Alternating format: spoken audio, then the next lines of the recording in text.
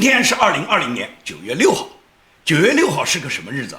我今天呢，在9月6号，我特意选择穿上了黄衫，因为9月6号是一个特定的日子。这个日子特定在哪里？它本来是香港民众他们投票选举香港新一届立法会这个选举的日子，但是这个选举的日子被中共呢，就是粗暴的呢，就把它取消了。也就是香港民众本来在今天可以投选出他们的立法会会员的，但是中共呢，他以呢香港有疫情为名，他们推迟了1年的这个选举，然后由林郑月娥宣布了以后，把这个推迟以后呢，他说由人大常委会决定，在这个过渡的这1年里面呢，究竟呢用什么方法来安排这个立法会。那么中共人大呢，最终就决定了呢，这个原来立法会的会员呢，他就延期1年，也就是你们继续履职1年，1年以后呢，然后人民再选举。那么中共人大他有没有权利宣布这个决定呢？可以这样讲，立法会会员是人民选举的，人民选举的立法会才是人民授权给你，人民授权到哪一天结束，哪一天就结束了。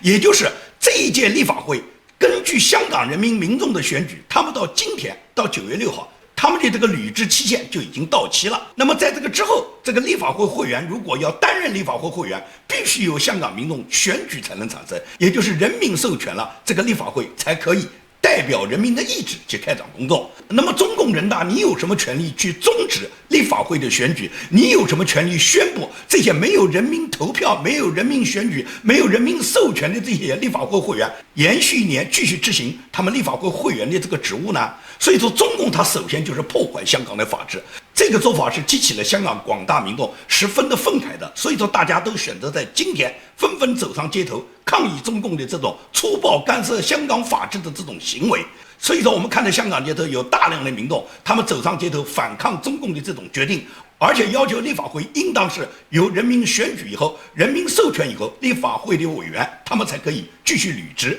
所以在这个情况下呢，今天呢，香港的警察呢又大肆的在街头上呢去抓捕香港的民众。我们在网络上可以看到很多前方传过来的照片，香港的警察对香港这些抗议的民众大打出手啊。去年开始的反送中运动之后呢，一开始呢，香港警察呢有一部分警察，他们对镇压香港民众呢还是有所顾忌的，因为毕竟这是英联邦统治、英式教育100多年的国家，很多香港的警察受到英式教育呢，他们还知道呢要维护一点法治的底线，这是最初刚刚开始。但是很快呢，他们就感觉到香港政府和香港的行政当局啊、警察当局啊，他们对人民的这个粗暴的镇压，已经完全是站在了共产党这个邪恶的政权一边，他们已经没有底线。所以说，香港警方他们多次对香港民众进行各种殴打、侮辱啊，包括性侵啊，这种现象在香港自反送中运动之后不断的发生。那么有很多人在整个这个反送中运动中，他们本人呢都受到香港警察的凌辱之后呢，有很多人都选择了自杀。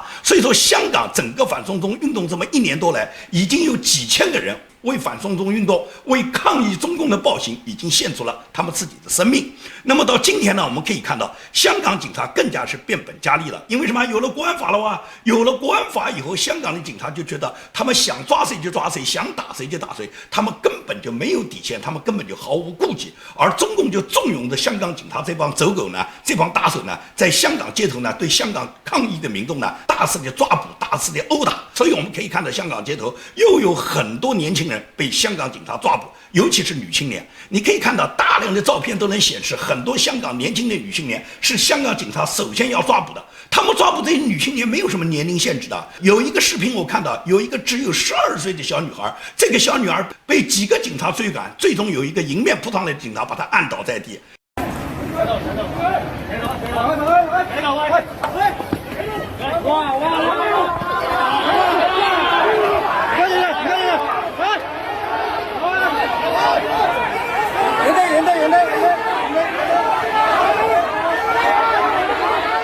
一个12岁的女孩还是未成年人，你凭什么把她抓捕啊？别说这个女孩子没做什么事，她即使是做了什么事，未成年人也不可以随随便便就用这种粗暴的方法把她按在地下，把她抓捕啊！但是香港警察现在已经利令智昏了啊，他们根本就不考虑法律的底线，根本不考虑他们自己曾经这个城市受过英式教育的100多年。他们现在跪伏在共产党的脚下，充当着共产党的打手和走狗和爪牙。这些人总有一天，香港人民要审判他们，全世界人民都要审判他们。所以说，香港街头现在爆发出的这个反对中共政府的这种抗议行动，它实际上就是香港反送中运动的延续。那么为什么立法会的这个议员，香港民众他们不同意你们自动延续1年，而是需要人民授权呢？这是很简单的道理嘛。任何一个法治国家，任何一个民主国家，国家的领导人，这个国家里面的立法会的议员，他必须是由人民选举授权以后，你才能代表人民的意志去履行你的职务的。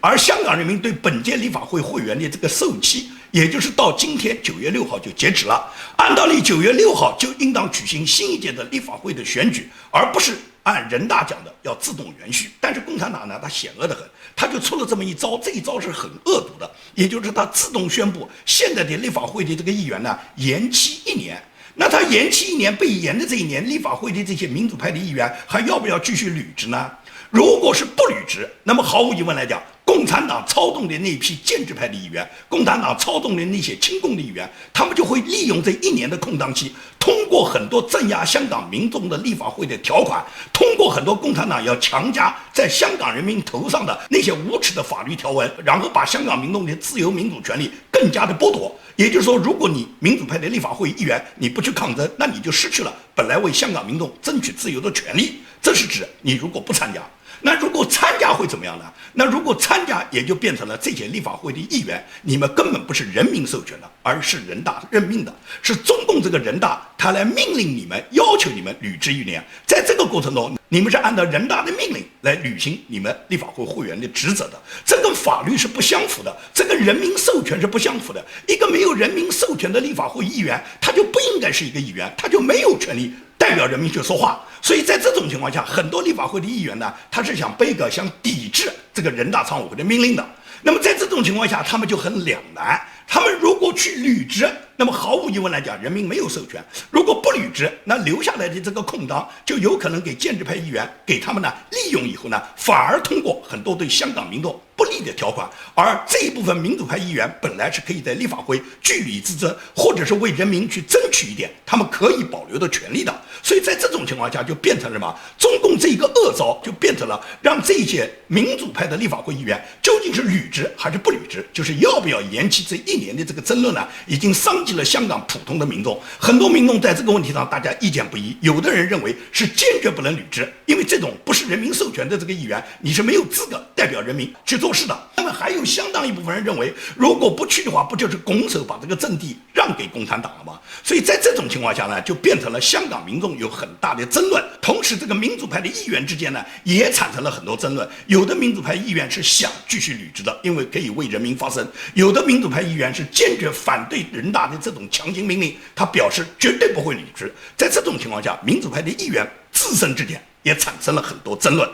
那么香港民众怎么看？香港民众今天就用他们的行动表示了他们坚决反对人大破坏香港的法治，去安排了一个什么立法会的议员什么延期1年的这个决定。也就是他们要求我们根本不要听人大的，我们为什么要听你共产党的？你叫我们怎么样就怎么样。我们现在要的什么？我们现在要的是合法的选举。我们希望香港民众能够在9月6号这一天，我们重新选举我们下一任的立法会议员。任何一个被我们选上的议员，你就是合法的议员。哪怕你为共产党说话，你只要被香港人民选举了，只要是香港人民授权给你了，你才有这个权利去说话，而不是像现在由共产党人大来决定整个香港这个议会就往后顺延1年。因为这个顺延1年的决定本身就是违反法治的。所以香港民众用他们自己上街抗议的行为，就表达了他们自己对人大这个决定完全的不赞成，完全的反对。那么在9月6号这一天，很多香港民众都走上街头，他们走上街头就是要表达香港议会要如期选举的这个愿望。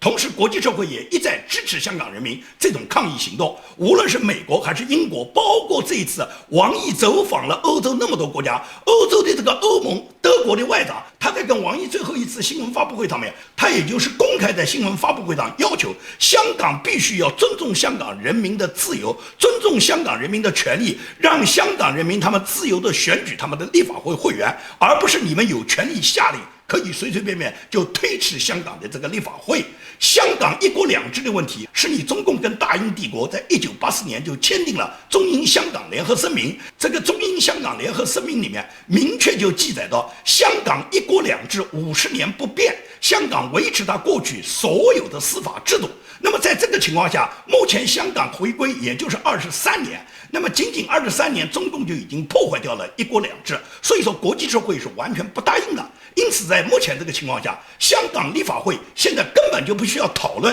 立法会的议员究竟是履职还是不履职，是不是在这延期的1年中，在人民没有授权的情况下，按照人大常委会的要求，这些议员们应当去履职还是不应当去履职，把这种争论应该放到一边。现在我们唯一要跟共产党抗争，要跟他们争的就是什么？我们需要把立法会议员如期选举。9月6号选举被你们取消，是共产党违法的一种行为。既然违反法治，香港民众就要反抗。那么反抗的结果，也就是要求中共中央政府必须改变他们人大常委会所谓授权延期1年立法会会员任期的决定，而是让立法会议员马上就开始举行香港民众的全体投票选举，让立法会议员在人民的授权情况下，才可以履行下一届立法会议员他们本人的职责。这是香港民众现在要斗争的重点，千万不要被中共迷惑，不要去限于民主派议员该留任还是不留任这个讨论，这样是我们人民之间互相之间彼此的争斗，这种争论无论是哪一种占上风，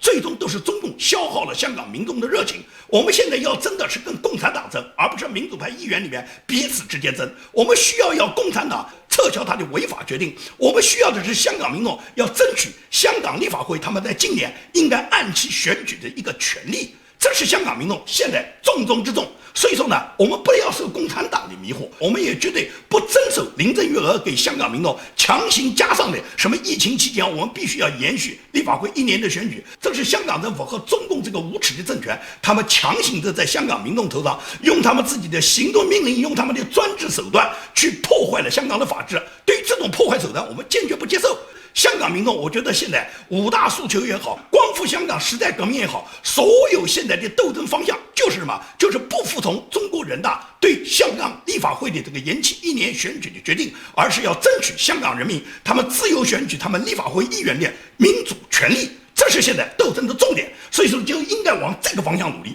而不要限于民主派议员是否应该留任，是否应该履职，限于这个讨论。这个讨论只会伤及我们自己，而我们应该团结起来，把所有的力量集中起来，反抗中共人大做出的这个错误决定，要求取消人大立法会议员延期1年的决定，而让立法会议员马上可以开始一个自由的选举。这是目前香港民众必须要做到的。因为中共呢，他就会出这种邪恶的制度，试图用他这种专制的手法来控制人民。中共最害怕的就是国际上把中共跟中国人民区分开来，因为一旦区分开来，就动摇了中共的执政合法性。因为中共呢，他在他的宪法里面都把他中共永久执政呢写进了中国宪法。他为什么要这样写呢？因为他知道，如果中国人民和中共分开的话，中共他执政就没有合法性。他现在在香港也是强加用行政命令的方式把香港人民强行捆绑。其实我们都知道，没有香港人民授权的立法会是没有权利的，没有人民的授权，你这个立法会议员你根本就没有权利代表香港人民。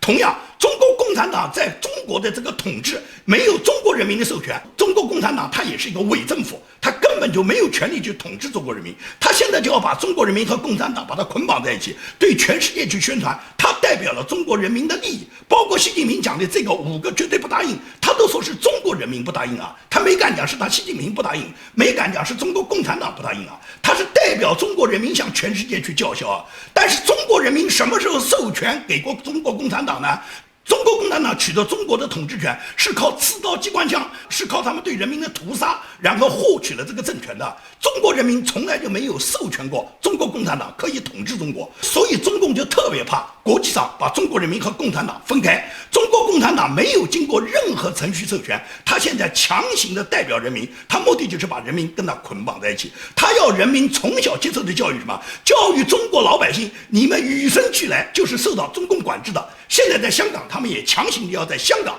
推行，把香港人民强行的受到中共管制，让你们香港人民认为你们与生俱来就是中共的奴隶，你们没有自由权利，你们不可以选举，你们选不选由中共来给你们去钦定。中国共不要你们老百姓选，中共就要用他的强权来控制中国大陆，控制香港人民，把香港人民要转化成跟中国大陆14亿奴隶一样，为共产党世世代代做他们的草民，给他们去收割韭菜。这是中共它本身的险恶用心，在这一点上，我相信所有的香港民众都应该擦亮眼睛，看得清清楚楚。所以说，我们现在不要受共产党的挑唆，不要受共产党的蛊惑，不要执行共产党人大授权立法会议员延期1年的决定。我们现在应当所有香港民众团结起来，就是反抗中共这个决定，要求立法会开始选举，开始由公民授权以后，公民1人1票选举你们的立法会议员之后，这些议员才有资格代表人民。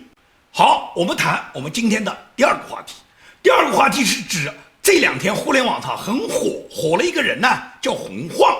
洪晃这个人呢，可能很多人呢稍微了解一点中共党史的呢，都知道呢，这不是一个简单的女人。这个人呢，这2天呢，他出来做了一个什么？他的洪晃的晃评，对川普总统呢大肆的挞伐。他呢这个完全否定川普总统，把川普总统呢说成是流氓恶棍，把川普总统的支持者说成是美国的新纳粹，是流氓。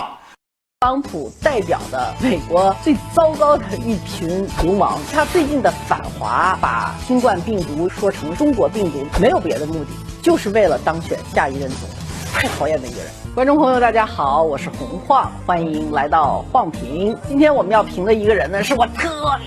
别讨厌的一个人，他叫特朗普。我不知道这个人怎么可以坐在一个总统的位置上。说起他来的话，我有点情绪化，因为我真的是特别讨厌他。我讨厌他的黄毛，我讨厌他的长相，我讨厌他的嘴脸，我讨厌他就所有的他做的一切的东西的话，我都是非常的有点就是憎恨的感觉。但是呢，我们必须冷静下来，在特朗普对新冠肺炎的病情处理如此拙劣的这种处理的情况下，为什么还是有他的支持度？为什么他有些做出来各种各样反华的措施，我都想跟大家在这儿稍微的剖析一下。首先呢，特朗普呢是有一个美国英文里头叫 support base， 就是这个 base 这群人大部分是什么呢？大部分是白人，而且是生活在底层的白人。他们有一个观点，就是美国应该是白人的国家，所有的移民全都是来分他一杯羹的。而正是因为美国政府允许这些移民来分他一杯羹，所以他们做得不好，而他们唯一的能力就是怪移民、怪政府、怪国家。而特朗普的这个所有的支持群，核心就在这个群里头。这些人是坚决支持特朗普的，特朗普做什么事情，他们都会支持。比如说，这些人现在在指责民主党的候选人拜登，说他有性骚扰行为，但是特朗普的性骚扰行为已经是 N 多次，已经是坐实的，但是他们仍然支持特朗普。所以特朗普代表的就是美国最糟糕的一群流氓，而这些流氓也是美国的新纳粹。那么洪晃他为什么他要这样去指称川普总统呢？是因为洪晃这个女人啊，她是相当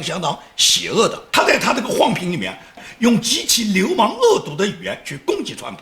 洪晃是这个红色利益的代表者，他也是共产党的所谓的没落的红二代。他之所以对川普那么记恨，他主要是对美国的这个大选给一个破坏，他主要是对美国今年的大选给予诋毁，对川普总统进行诋毁，对所有红二代在海外的势力呢，对他们是一个号召，让他们呢就去支持拜登呢，去打击川普。洪晃为什么是这种心理呢？洪晃，你分析一下他自己个人的成长经历，他所代表的这个没落的红色阶层，你就可以知道他这个人是多么的流氓和多么的恶毒了。洪晃是1961年生的，也就是60后。他的母亲呢叫张涵之，张涵之是个什么人呢？张涵之的父亲叫张世钊，是中国旧传统的一个知识分子。那么呢，也是呢早年呢对中国所谓革命呢，对左派革命呢很支持的一个知识分子，曾经给过毛泽东，也就是毛泽东那时候还在井冈山时期，在共产党创党的那个时期呢，张世钊就给过毛泽东2万块大洋的。这2万块大洋当时对共产党早期革命来讲，肯定是很重要的一笔物资、一笔财富了。至于毛泽东怎么安排、怎么分配的，那只有毛泽东知道了。所以毛泽东呢，他因为感谢张世钊，而且他老早就瞄准了张世钊有一个女儿叫张涵之，因此毛泽东呢，他中共建政以后，毛泽东就安排了张涵之作为他自己的英文老师。那么张汉之就到毛泽东到他的居相书给毛泽东呢去上什么英文课。实际上毛泽东26个字母到了最终学了几十年，毛泽东26个字母能不能写出来也不一定。但是张汉之作为毛泽东的英文教师呢，跟毛泽东呢是经常在一起鬼混的。他们之间有什么个人的关系，这个史书上有很多记载，我呢不是我们今天要考证的。那么张汉之因为跟毛泽东有这种苟合关系，她的丈夫叫洪军言，这个洪军言呢是北大的一个教授。那洪军言显然是受不了这个绿帽子一直戴着，但是呢又是涉及到领袖，洪军言也不敢说什么，最终呢只能选择维护一点自己的尊严呢，跟张汉之离了婚。那么洪军言和张汉之呢就生了这么一个女儿叫洪晃。张汉之在跟洪军言离婚以后，张汉之呢嫁给了当时中国的时任外交部长叫乔冠华。乔冠华后来是被称为是四人帮的死党，在这个四人帮粉碎以后，乔冠华也很落魄，那么受到中共的处理，就是这么一个家庭背景。那洪晃生在张汉之这个家庭背景中，由于他的母亲能够跟伟大领袖跟领袖每天都在书房里面，那么显然他就获得了一个机会，就是他12岁就被中共最早一批送到美国来读书的，也就是中共和美国这个中美关系开始松动啊，就在尼克松访华之前，那时候是所谓的乒乓球小球推动大球，也就是有基辛格秘密访华以后，然后开始呢松动中美关系，这个呢是在1971年。因此呢，在1971年中美关系松动以后，毛泽东呢就同意呢中国呢派一批所谓红色的二代，也就是共产党打江山的这个自己人，毛泽东信得过的人。那时候的红二代还不是邓小平、习仲勋，也就是相当于邓朴方、习近平这一类的红二代，还不是这一类，是毛泽东信得过的。也就是在70年代，当时洪晃只有12岁，因为他在1973年就到美国留学了。你想想看，他是1961年生的。他到73年，也就是12岁，他这时候就获得了到美国留学的机会，那是中美关系刚刚松动，所以洪晃呢很早就到美国来学习，他怀里面呢老早呢就揣到了美国的绿卡，因为有这个绿卡就有他自己的资本啊，有这个资本，这个洪晃呢他经常就可以炫耀他的红色背景。那么因为他有绿卡，他就可以调得上中国当时那些向往美国的一些青年知识分子。陈凯歌就跟洪晃是在这个背景下，他们两人就结了婚，陈凯歌就成为了洪晃的第一任丈夫。但是这个洪晃他长得太丑了，你看看他这个样子，他这副样子，陈凯歌怎么能愿意跟他同房呢？但是为了那个绿卡，陈凯歌闭着眼睛也得日下去啊，所以就这样，陈凯歌跟大家去鬼混了几年，也就是混到了自己的绿卡。陈凯歌是通过洪晃混到了自己的绿卡，然后陈凯歌后来娶了陈红，那么陈红这一家也是通过陈凯歌的绿卡，再获得了陈红和他们的儿女的绿卡。他们这个绿卡这个来历就这么来的。也就是说，洪晃他在跟陈凯歌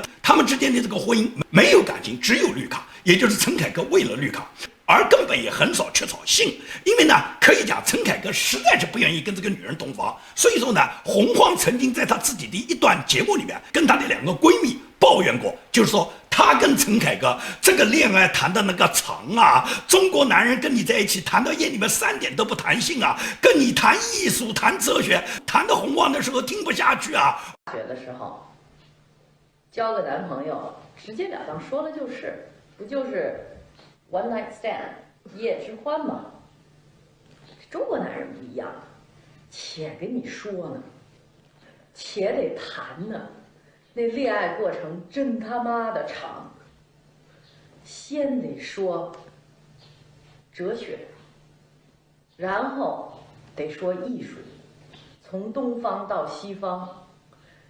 给你的感觉是，这男的特想了解你，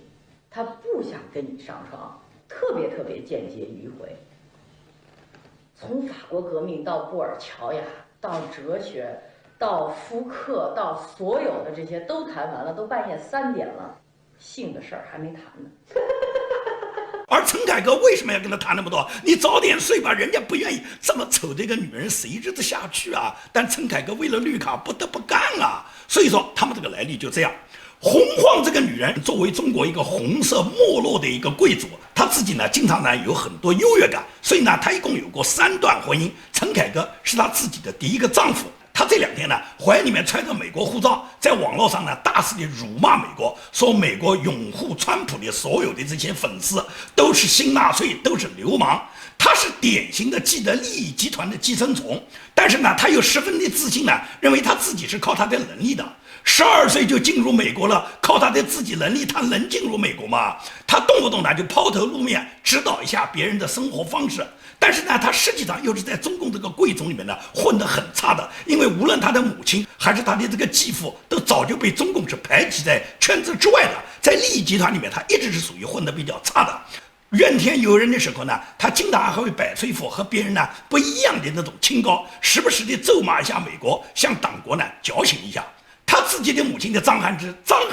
后来在晚年患了2次肾，其中有一次患肾是跟聂树斌是绝对有关系的。网上有很多专家，有很多法学专家都调查了聂树斌被枪毙的那个过程中，聂树斌的这个肾就是转移到了张涵之的身上。之所以要造成那么大的冤案，要把聂树斌根本就是莫须有的罪名，要枪毙聂树斌，根本就不是聂树斌他有没有犯案，而是聂树斌的肾配对成功了。所以说洪晃也好，张涵之也好，他们这个母女2个人都是欠了中国人民无数血债的。像洪晃这么恶心这么垃圾的一个女人，她今天在互联网上去造谣去抹黑川普，同时她抹黑美国所有的白人。她认为美国的白人都生活在底层，美国的白人之所以对这个国家不满，是因为这个国家有大量的其他移民侵占了这些白人在美国应该获得的利益。所以说呢，这些白人支持川普呢，是希望川普把所有移民都赶出去。这个洪晃他就是挑唆各个种族、各个其他移民和美国原来的白人之间的这个关系。他挑拨这种关系，实际上就是在美国大选里面制造仇恨，制造种族之间的矛盾，制造种族之间的仇恨。所以洪晃这个女人的用心是非常典型、非常险恶的。这个女人的无耻，从上到下你可以看到她丑陋无比。她因为知道陈凯歌想获得绿卡，所以说陈凯歌跟她的婚姻就是为了混到这张绿卡。因此呢，她尽管那么丑，她还希望呢，经常在中国的一些电影里面呢，去当个什么女角色。那么陈凯歌作为一个导演，为了他这张绿卡，就不能不给他安排几个角色啊。但是你看看这么丑的一个女人，她能演什么角色呢？所以最终只能演个老鸨啊，她还能演什么呢？所以说像洪晃，她无论是戏里戏外，都是一个非常无耻、非常下作的女人。她今天对川普总统的攻击，实际上就是代表了中国红二代、红色没落二代、红色没落贵族的这种人对社会的一种发泄。他们老早就获得了美国的绿卡，获得了美国的公民身份，他们老早就通过他们红色家族的背景，在中国获得了他们个人和别人不一样的利益。他们获取这个利益的同时，他们仍然诅咒着美国，也就是说，这些人他们的灵魂才是最最肮脏的。所以说，对洪晃这一类的人在中国出现一点都不奇怪。中共这个红二代里面，它分很多种，像洪晃这一类，他的父母是在毛泽东那个年代比较风光的。但是随着邓小平来改革开放以后，邓小平对过去曾经把邓小平压在脚下的毛泽东身边那些爪牙，因为邓小平他不敢清算毛泽东嘛，他只敢清算毛泽东身边的那些所有人，他把他们定为叫四人帮或者四人帮的爪牙。这个洪晃的母亲张涵之、乔冠华，毫无疑问都是被邓小平羞辱和邓小平打击的人，这是共产党党内的一种火拼，是党内的一种斗争的结果。洪晃作为共产党这个没落时代，作为红色没落家族里面的已经是饥寒交迫的这一类人，但是他仍然不忘了为党国去叫嚣，为党国去鸣锣开道，向党国去矫情，然后在党国面前献投名状呢，是为了嘛显示他们跟党国利益的捆绑。而且这些人都是党国利益上的寄生虫，所以说他们这一辈子在他们丑陋无比的人生中，实际上是完全失败的。所以洪晃今天对川普总统的这个所谓晃评，不但没有丝毫动摇了川普总统他个人的荣誉和地位，没有损于川普总统的尊严，反而是让人们更加看清中国共产党的无耻，中国红色贵族的堕落，中国这个利益集团，他们在川普总统在接任之后将会受到打击灭亡的结果。好，今天的节目就跟大家做到这里，谢谢大家。